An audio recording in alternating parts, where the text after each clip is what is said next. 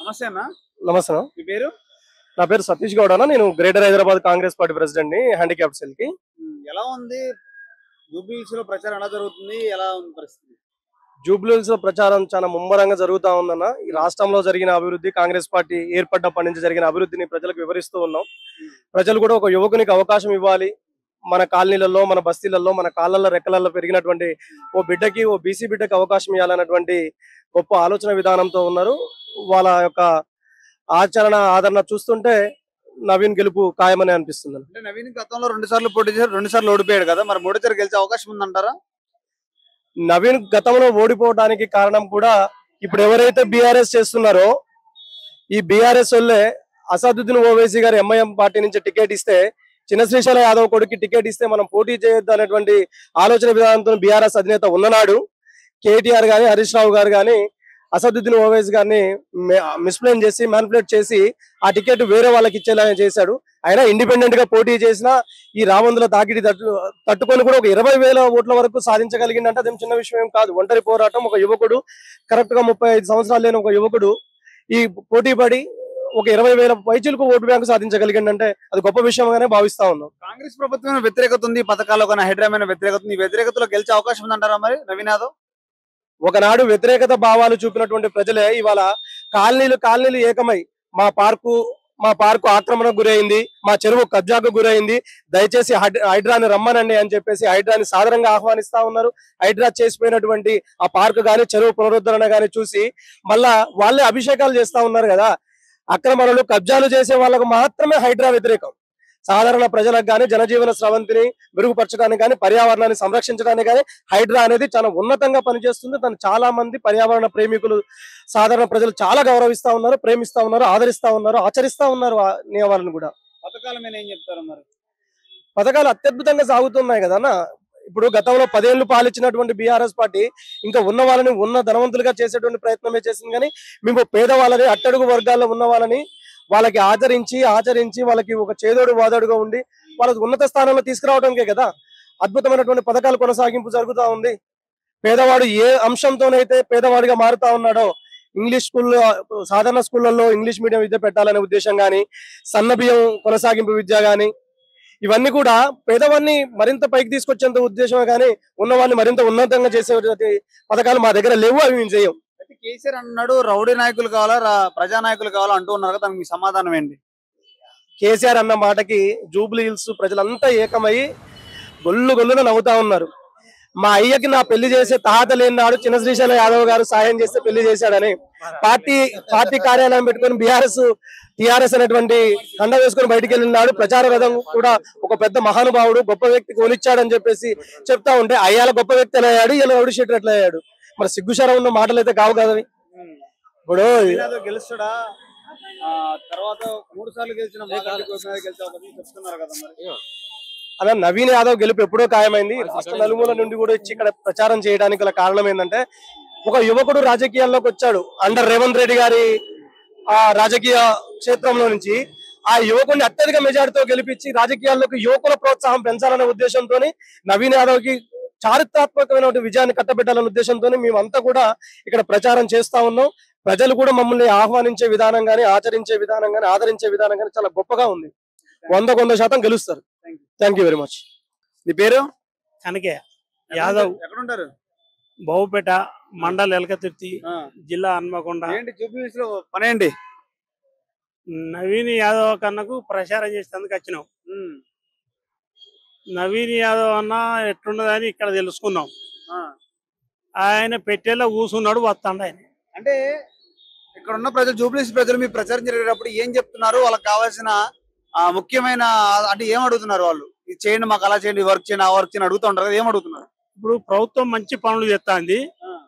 నవీన్ యాదవ్ అత్యసూతం మాకు మంచి జరుగుతుంది, మంచి పనులు చేస్తారని వాళ్ళు కోరుకుంటారు. ప్రభుత్వం వ్యతిరేకత అని చెప్తున్నారు చాలా మంది. ప్రభుత్వం అసలే వ్యతిరేకత లేదు. మంచి పని చేస్తా అంటే వ్యతిరేకత ఎట్లా వస్తుంది? ఏం మంచిగా వచ్చుడే బస్సు ఫ్రీ పెట్టిండు, 5 లక్షలు ఆరోగ్యశ్రీ పెంచిండు, కరెంటు విద్యుత్ బిల్లులు కడతాండు, గ్యాస్ కడతాండు, సన్న బియ్యాన్ని కడతాండు, రైతులకు ఉచితంగా పాస్బుక్లు చేసి ఇస్తాడు. ఆయనే ఇది ఆరో తీసేసి ధరి తెచ్చి ఎకరాన 50,000 వసూలు చేసిండు. ఆ ధరిని బంగాళాఖాతంలో కలుపుతామని బట్టి విక్రమార్క అంటే బట్టిని తీసి బంగాళాఖాతంలో వేయమని అన్నాడు కేసీఆర్. ఇవాళ పయ్యలు బట్టి వేసిరా, కేసీఆర్ వేసిరా. అదే ఇక్కడ జరుగుతుంది. కేసీఆర్ ను బంగాళాఖాతంలో కలిపే రోజు వచ్చింది. మన నిల్వ రాష్ట్రాన్ని ఇప్పుడు గెలిచేది మేమే, మళ్ళీ వచ్చే ఎన్నికలు గెలిచేది మేమే అని చెప్తున్నాడు. వాళ్ళు చెప్తారు. ఇక నోటికి ఏదన్నా తాళం తలుపు. నీ సొంత నియోజకవర్గం నీ సిద్దిపేటలో నువ్వు పార్లమెంట్ లో ఓడిపోయినావు. ఇంకా సిగ్గులేక ఇంకే వస్తానం పోతానం అని చెప్పుకుంటే ఏం వస్తుంది? అలా ప్రజలను నమ్మించేత అందుక మాట్లాడుతున్నావు. నువ్వు ప్రజలను నమ్మించేత కొరకే మాట్లాడుతున్నావు. నువ్వు లాంటి నీకు ఇక ఇంకొక 10 రోజులు అయితే నువ్వు జైలు పోతావు, నీ అల్లుడు పోతావు, నీ కొడుకు పోతావు. కాళేశ్వరంలో ₹1,00,00,000 ఇప్పుడు ఆయన కింద పనిచేసిన ఇంజనీర్ల దగ్గరనే తోడుతా అంటే కోర్టులు వెళ్తాను. వీళ్ళ దగ్గర 800 కోట్లు వెళ్ళాలా, ఎన్ని లక్షల కోట్లు వెళ్ళాలా? అలా వీళ్ళు పోతారు. ఈ రేస్ కేసులో కేటీఆర్ పోతాడు. పార్టీ క్లోజ్, ఆడికి నా రూపం లేకుండా పోతుంది.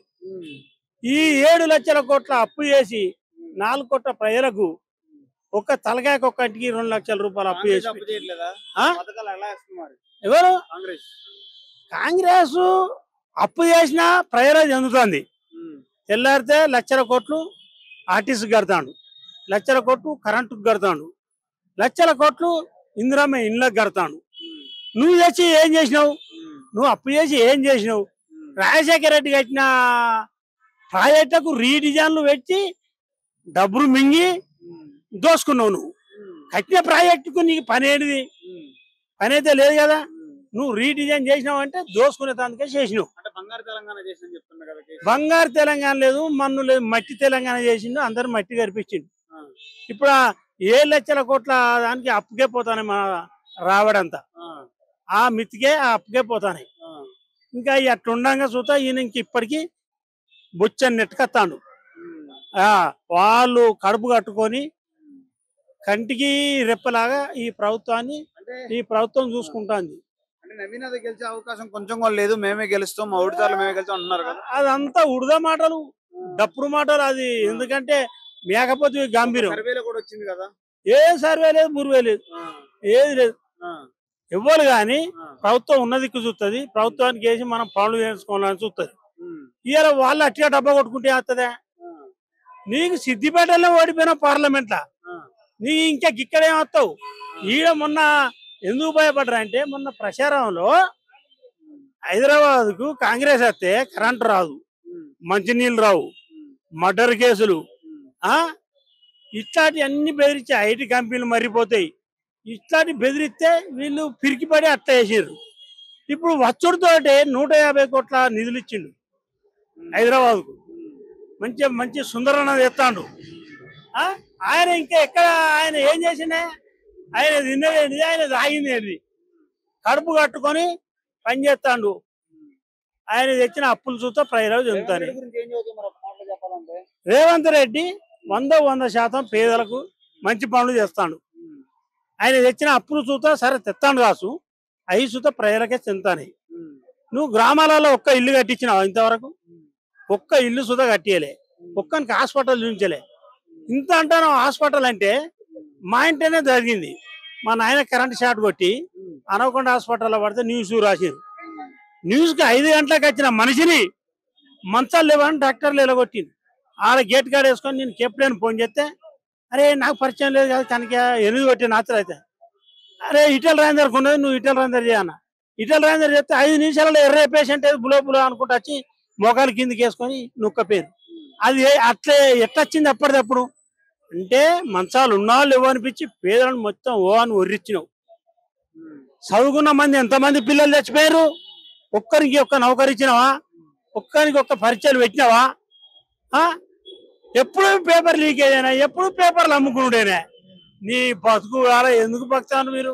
జూబ్లీస్ ఎన్నికల తర్వాత ఏమర్థమైంది కాంగ్రెస్ బీఆర్ఎస్ ఏమర్థమైంది అంటారు ఈ ఎన్నికల్లో? రాష్ట్రానికి మళ్ళా వచ్చే అనేది సిగ్నల్ ఇచ్చినట్టే. వచ్చిన జై కాంగ్రెస్.